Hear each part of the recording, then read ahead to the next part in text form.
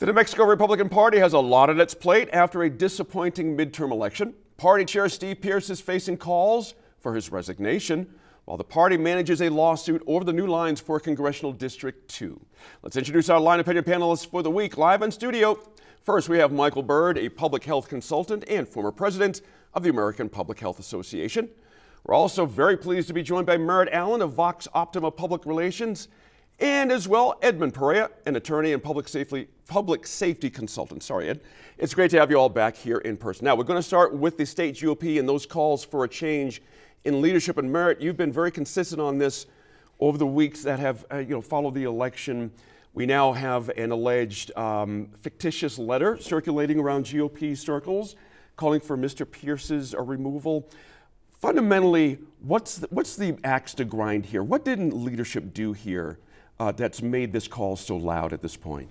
Well, I think the issue is we have no statewide offices, we have no members of the congressional delegation, right. We have 25 of 70 seats in the state legislature. Mm-hmm.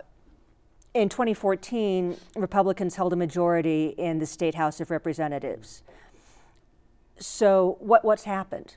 And if you look at the numbers, in 2014, about 31% of the state voter registration was Republican. Mm-hmm. In 2022, about 31% of the state voter registration is Republican. Mm-hmm. So we haven't lost Republican numbers. Independents have gone up, but those have taken away from Democrats. Mm-hmm. So what's happening, independents are deciding our elections. That's the reality. 22% of state voter registration are independent or declined to state, as we call them. They're deciding our elections. Republican messages are not reaching independent voters in New Mexico. That's a reality.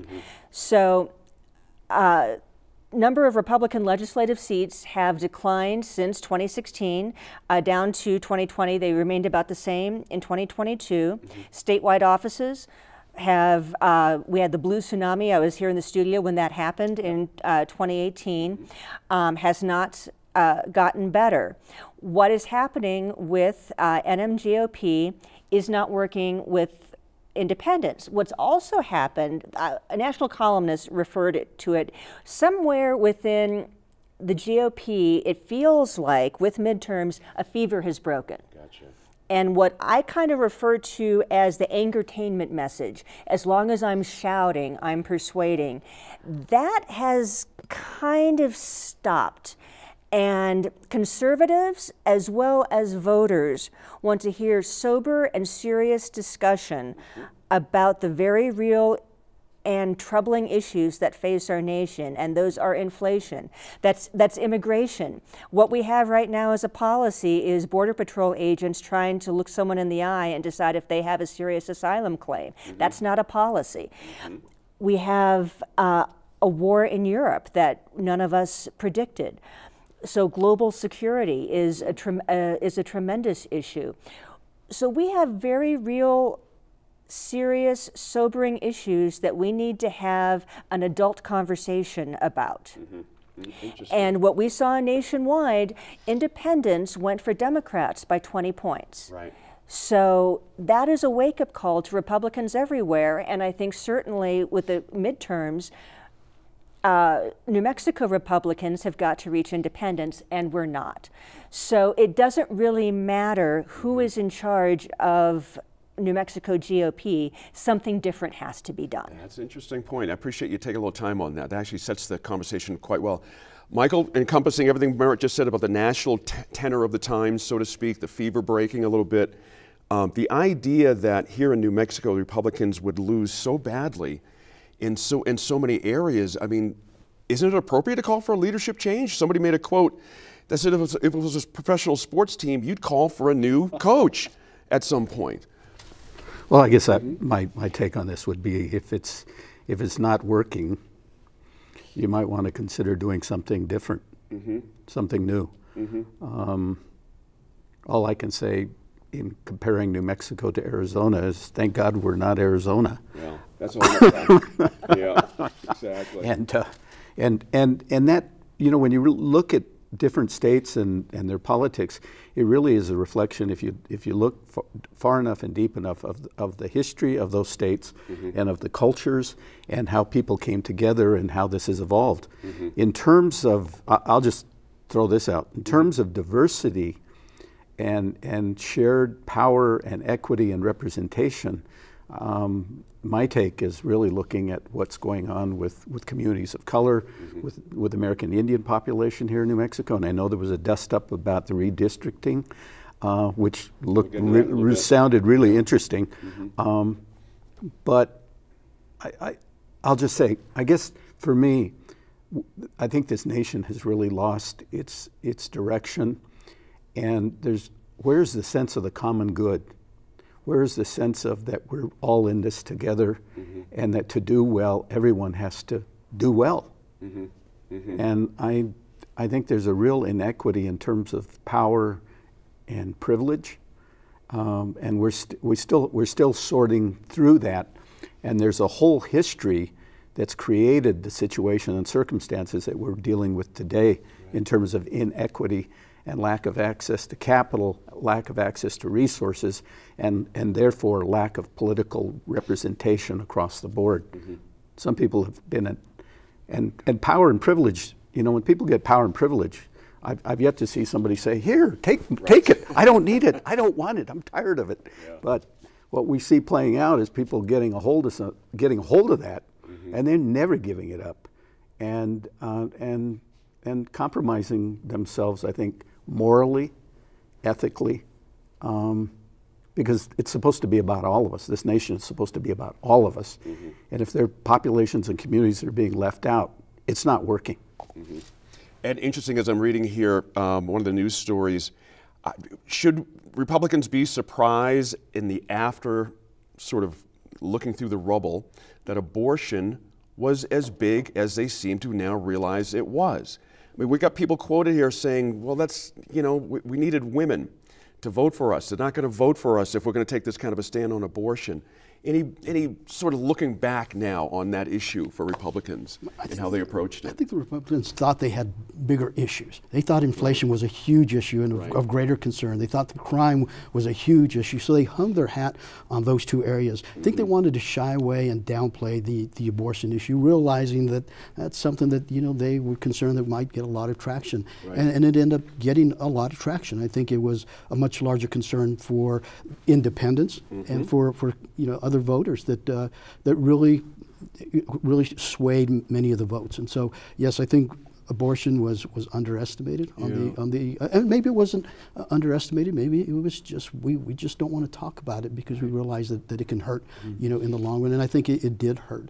I think many voters realized when it comes to crime and inflation, that although there is a government responsibility, that sometimes, especially with certain races such as the governor's race, there's really not that much the governor has to do with crime. He hung his hat, Mr. Ronchetti hung his hat on crime, and many voters are astute enough to realize you can talk crime, but in your role as governor, you probably have very little to do with it. That crime really more is a local issue, and so they may have just hung their hat on the wrong issues and came back to bite them. That's right. Mary, I want you to take a cut at this abortion issue, but I want to get into redistricting as well. Your thoughts on abortion? Was there anything else Republicans could have done, looking back on it, honestly? You know, I think it's a shame how much of a role abortion took in the governor's race, because actually the governor doesn't have that much to do with the abortion issue either. It's a legislative issue. She's inserted herself into the issue, though. Exactly. And certainly by, you know, pledging a $10 million abortion clinic for Texas and Las Cruces. But which I think is maybe a step too far, but that also really did hamstring Ronchetti, because the arithmetic in New Mexico is he had to get every Republican to come out and vote for him, and enough independents and possibly Democrats to vote for him. So if he came out strongly as a moderate on abortion, he risked keeping Republicans at home.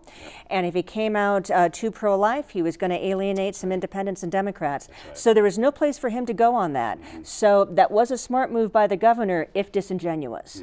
So the Roe v. Wade decision did no favors for Republicans this year, certainly that. On redistricting... Please. Let me ask you about CD2 specifically. Did the redistricting committee not prove a point by having a race come in with just over 1,000 votes to win? Should they be able to say, hey, we did our job here, it's up to the candidates to make it work? Well, are you talking about the legislature or the redistricting committee? Redistricting, yeah. Well, you know, the redistricting congressional committee seats, yeah. did everything they could, but the legislature, the way they wrote the Redistricting Act, didn't matter what the redistricting committee did. The legislature was going to do whatever whatever they wanted. Yeah. And so, was CD2 gerrymandered? You bet. And the problem was in 2011, Republicans still had enough seats at the table to negotiate and prevent really profound gerrymandering like we saw in CD2. After 2018, when you don't have 30 seats in the House and you don't have enough seats in the Senate, there's nothing you could do. So yeah, New Mexico GOP can say it was gerrymandering, but you didn't have enough seats left in the legislature to prevent the gerrymandering. That's right. Ed, interesting, you know, Michelle Garcia Holmes lost by 12 points. Alexis Martinez Johnson and CD3 lost by 16 points. You know, the governor's race by 6 points. I mean, the suit's coming for Republicans. It's going to be heard next year. Any predictions on how this might turn out? Because I say again, looks pretty competitive on paper, just losing by just over 1,000 votes. Gerrymandering has a bad name to it, right? You know, gerrymandering implies that there was something wrong about the way redistricting occurred. But it just happened. It's happening across the country. There's redistricting that are just taking place as a natural course of the census. And so I think the same thing took place here. And sure, there may have been some movement of the districts to maybe help one party over the other. But I think that the bottom line is in the messaging. I think there are such big issues and diverse and extreme issues that the Republicans in this case had to deal with. Yeah. They couldn't get outside of the abortion issue and climate change and some of the other major issues that they were dealing with and rights of LGBT community and other groups of that sort. And so they were in a very difficult situation. I think the members of the committee feel pretty confident that this will pass judicial muster. They're saying it'll pass constitutional and legal muster. And I'm sure, I believe that there were some attorneys on this committee, and I'm sure that they were clearly aware of it as they moved through this process. You know, I don't see anything that's glaring out there that would say that they did anything wrong, other than it was just par for the course. Let's redistrict. And to your point, is many of these races were very close. And some of them were not, but then I think you have to look at the individual candidates, the individual races, and the issues, and then take a look at that and determine whether that had anything to do with it. And the pendulum swings back and forth. You know, that's politics right there too. 4 years from now, we may have an opposite story, and so a lot of it is issue based. And so, but I'm sure there are concerns by the loser. There's always concerns by the loser. That's right. I want to give Michael one more cut at this, but a bit of a different question. Just got about a minute, if you'd be so kind. Donald Trump lost New Mexico by 11 points.